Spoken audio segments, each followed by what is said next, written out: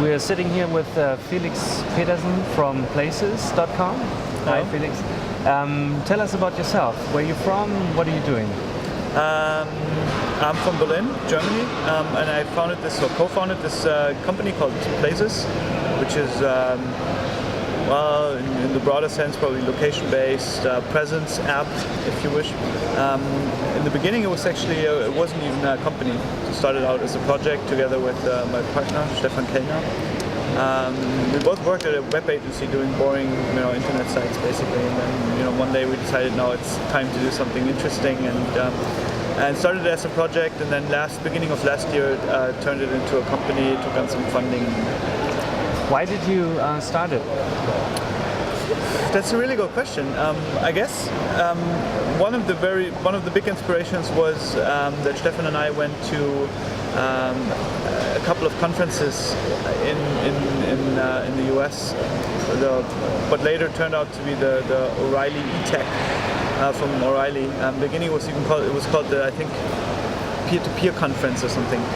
But there was, when here or in Europe or also in the US, everyone was still kind of, whining, and German would say, Wunden geleckt haben. No one even wanted to hear anything with an I or an E in it anymore.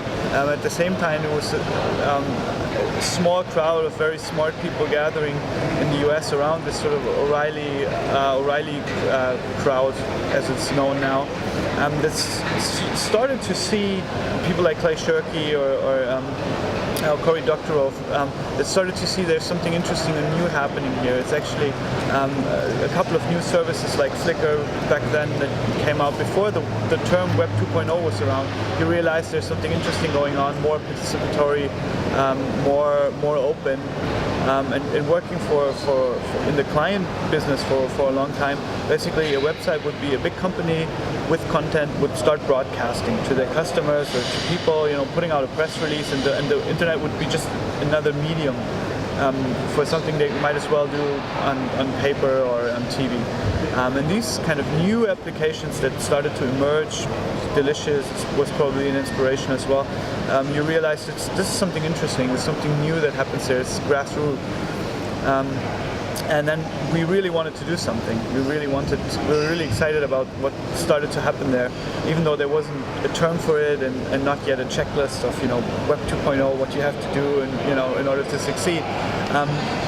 But we really wanted to do something in that space, and then one of the things that we looked at that we realized is anything that has to do with presence and rich presence and geolocation, sort of connecting the internet with the real world. We felt there is something there. It wasn't exactly clear what it is, and Places has changed over time, but we knew that this was something that especially could only be solved with the help of many, because back then, when you talked about a buddy finder or location-based services, it was an effort mostly done by mobile operators, closed networks. It would only work with your friends on Vodafone. It would be expensive. And in order to build this database of geo-annotated networks that we eventually started building, it was clear that we needed to build something participatory, where where basically the crowds would help us annotate the network. And so Places is a place where I can register and that then knows when my computer goes online where I am, right?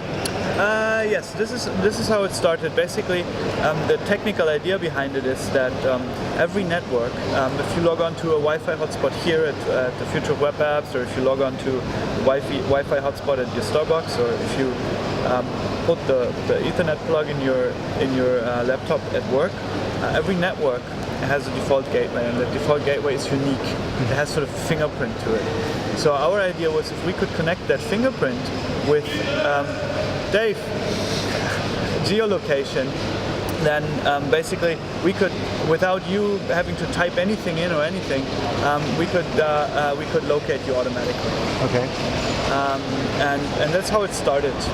And now it's kind of moved more towards being able to say what you're doing there and being able to say where you will be, and it's kind of evolved more around coordinating, with your friends. But the original idea was there's a software on your computer, and in the background it would recognize where you are.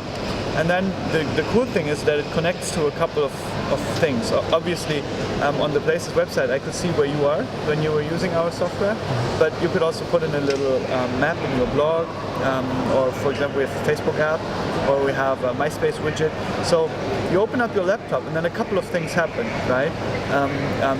Your little map on your blog gets updated, and your Facebook status gets updated, and basically across your social network, across your social graph, all of a sudden people will know where you are, and maybe call you up and say, hey, I didn't know you were in London, so let's have a beer. Okay.